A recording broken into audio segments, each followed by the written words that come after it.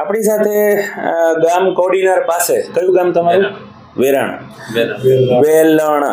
વેલણ ગામ પાસેથી કોડીનારથી અમારા મિત્ર છે ડોક્ટર રાહુલ પરમાર સાહેબનો સાંજે ફોન આવ્યો કે સાહેબ અઘરું છે, ફિસ્ચ્યુલા છે, એપ્સિસ છે, શું છે તમે જરા ચેક કરો અને જુઓ. અને આઈ થિંક સાંજે આવ્યા પેશન્ટ અમારી પાસે મનુભાઈ વાઘેલા. ઉંમર છે 65 વર્ષ અને મનુભાઈએ થોડું ઘણું ખેંચ્યું હતું, રાઈટ. અને બાકી બધી જે બધા ફિસ્ચ્યુલાના કોઝિસ હોય એ પણ હતા, જે બધા કોઝિસ અમે કદાચ વિડીયોમાં શેર ના કરી શકીએ. એટલે મનુભાઈ આવ્યા, વી જસ્ટ ડાયગ્નોઝ કે ના ભાઈ ધીસ ઇઝ ગેંગ્રીન. શક્ય હશે તો એનો ફોટો મૂકીશ. અને ગેંગ્રીન થવાથી અમે તાત્કાલિક ધોરણે પેશન્ટના સગાને સમજાવ્યું કે તમે આમાં કલાકોના હિસાબમાં આપણે ગણવાનું હોય. કાઉન્ટ લગભગ 35,000 ઉપર હતા, 38,000. WBC કાઉન્ટ્સ વેર 38,000 અને સેપ્સિસ 240. કેટલું? CRP ને સી રિએક્ટિવ પ્રોટીન વોઝ 240. અને ટૂંકમાં કાંઈ બાકી નહોતું. સેપ્ટિસેમિક શોકમાં નોર્મલ પેશન્ટ હોય તો એ શોકમાં જ હોય, પણ મનુભાઈ વોઝ વેરી સ્ટેબલ.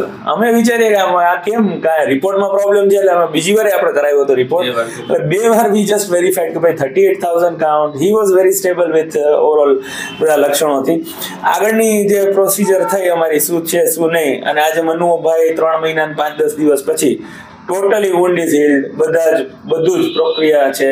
અને MRIમાં હતું, MRIમાં ઇટ વોઝ હ્યુજ એપ્સિસ. રાઈટ સાઈડનું આખું ઇશ્યુઅનલ ફોસા ઇન્વોલ્વ હતું. રાઈટ સાઈડના એક્સટર્નલ સ્ફિન્ક્ટર નહોતા, બધા જ ખવાઈ ગયા હતા. રાઈટ આખો એનો પોસિજર લિગામેન્ટ એટલે નીચેનો તાણ્યો, જમણમાં ને નીચે કોસિક્સથી જે જોઈન્ટ કરનાર તાણ્યો હોય એ પણ આખો ઇરોડ થઈ ગયો હતો, જે MRIમાં આપણે જોઈ શકશું. હું આમાં ફોટો મૂકીશ MRIનો.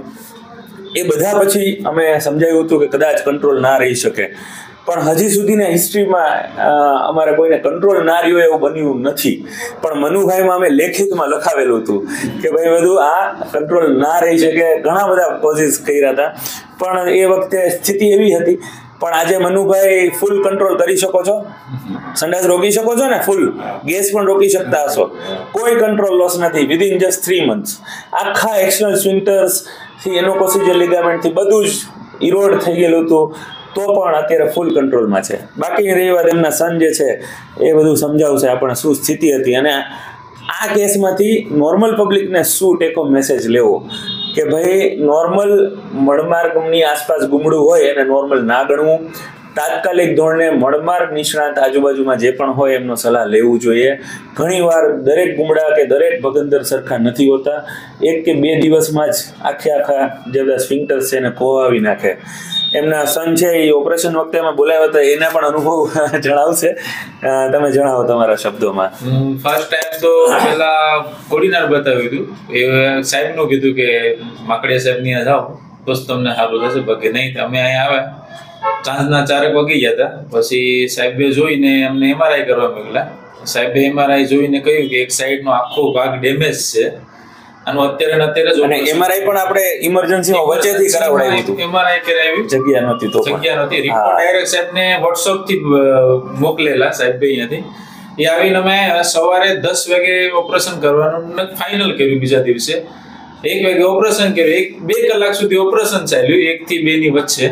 હું અંદર ગયો, મેં જોયું એવી રીતનું કટિંગ કરેલું હતું. મને એવું લાગતું હતું કે ગેસ ગેંગ્રીન થઈ ગયું છે, પણ માકડિયા સાહેબ એવું કીધું કે ચિંતા કરવાની જરૂર નથી. પહેલી વાર ગયો અંદર, પાછો કટિંગ કરીને બધી સાફ કરીને પાછો બીજી વખત બી અંદર ગયો. ત્યારે મને કીધું કે તમે જોઈ લો. એમાં તો મને કઈ ના ખબર પડી. મેં એવી રીતનું જોયું છે કે બધી સાફ થઈ ગયું હતું. સાહેબે મને બધી કીધું હતું કે આ વસ્તુ થઈ શકે છે, કદાચ મળમાર રોકી ના શકે આવતું હોય તો. મેં કીધું જોઈએ છે. સાહેબે કીધું કે 99% તો નહીં રોકી શકે, પણ સાહેબની એવી દવાના હિસાબેથી મારા ફાધર અત્યારે મળમાર રોકી શકે છે.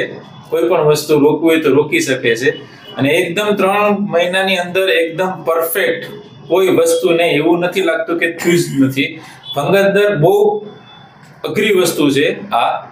અને આ વસ્તુ એવી છે કે તમને એ જગ્યા પર કોઈ પણ વસ્તુ થાય, મસા થાય, ફિસર થાય કે ગુમડું થાય, એનું તાત્કાલિક ધોરણે એનું ચેકઅપ કરાવવું અથવા કોઈ પણ ડોક્ટરને બતાવી દેવું. કેમ કે આ વસ્તુ એક એવી છે કે એકવાર થયા પછી આ કઈ નક્કી નથી હોતું કઈ જગ્યા પર પહોંચે છે. આ મારા ફાધરને એક સાઈડનું આખું ડેમેજ હતું, પણ એ સાહેબના હિસાબે અત્યારે મારા ફાધર મારી જોડે બેઠા છે.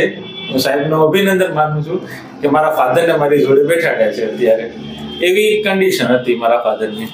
ઓપરેશનમાં જ્યારે અમે પહેલી વખત બોલાવ્યા તો ઓબ્વિયસ છે gangrene is very much foul smelling. એની ગંધ ખૂબ જ ગંદી ખરાબ હતી. એટલે એ મને યાદ છે ઓપરેશન પછી જેવો નીકળો એટલે તમારો પહેલો જ બાકી હતું, સાહેબ મારા પપ્પાને જીવાડજો, બચાવજો.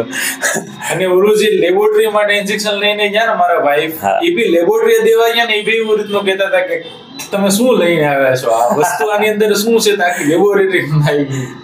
બાય ચાન્સ ખરાબ. હા, એ ઓપરેશન વખતે અમે નાઇટ્રાઇલ ગ્લોવ્સ જનરલી ગેંગ્રીનના પેશન્ટ્સમાં we use double layer gloves. હવે એ દિવસે અમે નાઇટ્રાઇલ નહીં ને નોર્મલ સર્જિકલ ગ્લોવ્સ જ પહેર્યા હતા, ડબલ લેયર નહોતું. મને યાદ છે હું સાંજ સુધી મારે લિક્વિડ ખોરાક જ લેવો પડતો કારણ કે હું ગમે એનાથી સાફ કર્યું, મારા હાથમાંથી ગંધ નહોતી જતી. એ પછી અમે વિન્ટર ગ્રીન ઓઇલથી ટ્રાય કર્યું ને એનાથી સક્સેસ થયું, પણ મારે હાથમાંથી હું જમી નહોતો શક્યો, આખો દિવસ લિક્વિડ હતો. સમય હતો ને તહેવારનો સમય, રાતના વખતે જમવામાં થોડું મચ્છીને ખવાઈ ગયો ને ગરમ વસ્તુ, ને ત્યારે મને શરૂ થઈ ગયું એમ દુખાવો એકદમ શરૂઆત દુખાવો થઈ ગયો. પછી મેં ભાઈને કીધું આગળ નીકળવાનું છે, અત્યારે જતું રહેવું ડોક્ટર હવે મોજમાં ચલા આપે એટલે સીધા અહીંયા જ આવે છે.